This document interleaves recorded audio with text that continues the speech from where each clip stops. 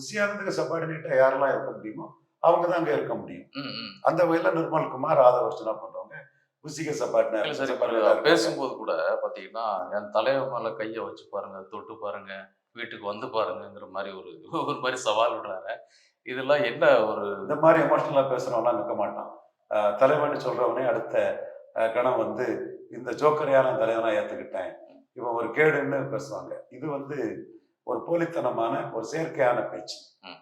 நீங்க இந்த இடத்துக்குள்ள ஸ்டாலின் என்ன ஃபீல் பண்றாருன்னா, விஜய் 40 கேண்டிடேட் அவர்ட்ட இல்ல, தனிச்சு நின்னுட மாட்டாரு. கேண்டிடேட் ரொம்ப கட்டமைப்பு இல்ல, கேண்டிடேட்ஸ் இல்ல, இஷ்யூவும் அவர் எடுக்கல, அதுக்குள்ள நோக்கத்திலே அவர் போகல, பேரம் பேசுறதுக்கு தான் அந்த ஸ்டாண்ட் எடுக்கிறாரு.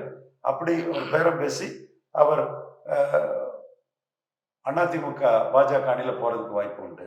அப்படி அவர் போனா அதுல திமுக வரக்கூடிய பாதிப்பு மினிமமா இருக்கணும்னு ஸ்டாலின் நினைக்கிறாரு.